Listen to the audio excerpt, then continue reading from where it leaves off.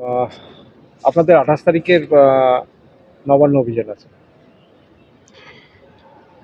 28 তারিখে সংগ্রামী যৌথ মঞ্চ সরকারি কর্মচারী পরিষদ, পশ্চিমবঙ্গ বঞ্চিত চাকরি প্রার্থী, চাকরিহারা এবং চাকরিজীবী ঐক্যমঞ্চের পক্ষ থেকে আমরা নবান্ন চলো কর্মসূচি ডাক দিয়েছিলাম এবং সেটা প্রায় 1 মাস আগে আমাদের ঘোষিত কর্মসূচি। পুলিশের কাছে আমরা আবেদন জানিয়েছিলাম, আমরা আবেদন করেছিলাম যে হাওড়া স্টেশনের ওখানে জমায়েত হয়ে ফোরশো রোড হয়ে আমরা কাজীপাড়া হয়ে নবান্ন যাব এবং নবান্ন বাস স্ট্যান্ডে গিয়ে আমরা অবস্থান করব। পুলিশ বলে পাঠায় যে আপনারা ওই রাস্তাটা খুব কনজাস্টেড, সুতরাং আপনারা অন্য জায়গা চয়েস করুন এবং নতুন করে অ্যাপ্লিকেশন করুন। সেই অ্যাপ্লিকেশন করার আগে আমাদেরকে যখন ধমকানি চমকানি দিতে শুরু করে আমাদের মানে অন্যান্য মঞ্চগুলোর যারা নেতৃত্ব আছেন তাদেরকে, হাওড়ার সিপির নেতৃত্বে কাজটা হয়েছিল। তারপরে যখন দেখলো যে কোনো মতেই বিরত করা যাচ্ছে না, তখন তারা হাইকোর্টে মামলা করেন। এরপর হাইকোর্টে মামলা করে হাইকোর্টে আমাদেরকে পার্টি করা হয়, কিন্তু মজার ব্যাপার হচ্ছে যে আমাদেরকে কপি সার্ভ করা হয়নি। মানে যারা মামলা করেছিলেন এবং পুলিশ প্রশাসনই এই মামলাটা করিয়েছে, যাদেরকে দিয়ে করিয়েছে আমাদের কাছে খবর আছে সেটা, তারা নিশ্চিত ছিল যে সংগ্রামী যৌথ মঞ্চ এই মামলায় অ্যাপিয়ার করলে পরে প্রশাসন হারবে এবং যে মামলা করেছে তার মামলাও টিকবে না। কারণ হাইকোর্টে তারা বলেছেন যে আমরা নাকি ব্যবসায়ীদের অসুবিধা করার জন্য ইয়ে করব। ভালো হয়েছে মামলাটা করে, পুলিশের উপরে দায়িত্ব বেড়েছে যে নিরাপত্তা দিতে হবে। আমরা কোনোদিনই কারোর অসুবিধা করে করি না। শহীদ মিনারে এতদিন থেকে আন্দোলন চালাচ্ছি আমরা, সেখানে কারোর অসুবিধা করিনি। কত মিছিল হয়েছে কলকাতা জুড়ে তার ঠিক নেই, সেখানে কারোর কোনো অসুবিধা হয়নি।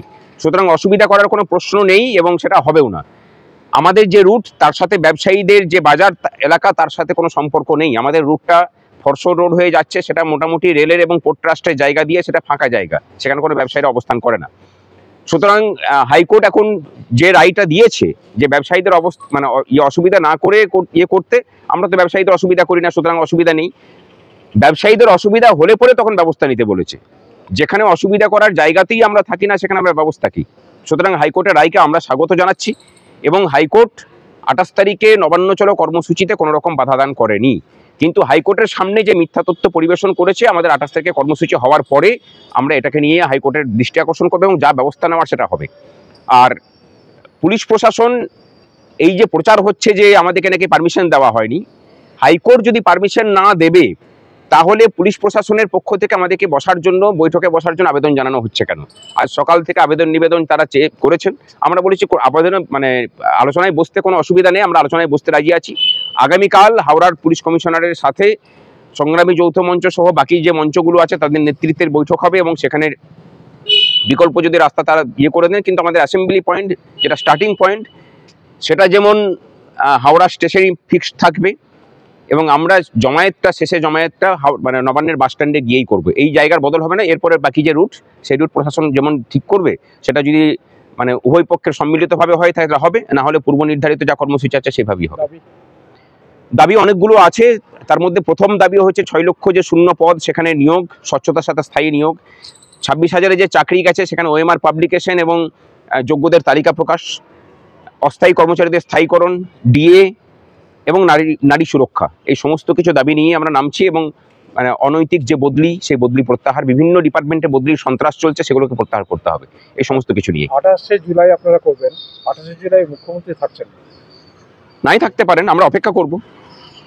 আমরা বসে আছি, কর্মচারীরা মানে ধৈর্য ধরে অপেক্ষা করতে রাজি আছেন। বীরভূমে থাকবেন, জেলা সফরে? যেখানেই থাকুন কোনো সমস্যা নেই। উনি তো কলকাতায় ফিরবেন না? আমরা 28 তারিখ থেকে আন্দোলন শুরু করছি। পুলিশ যেখানে আটকাবে সেখানেই শান্তিপূর্ণ অবস্থান হবে। যেদিন উনি ফিরবেন সেদিনই আমরা বৈঠকে বসতে রাজি আছি। আমরা বৈঠকে বসবো, উনি কার্যকারী সমাধান নিয়ে আসবেন, আমরা বৈঠকে বসতে রাজি আছি লাগাতার। আমি ভাস্কর ঘোষ, সংগ্রামী যৌথ মঞ্চের রাজ্য আহ্বায়ক।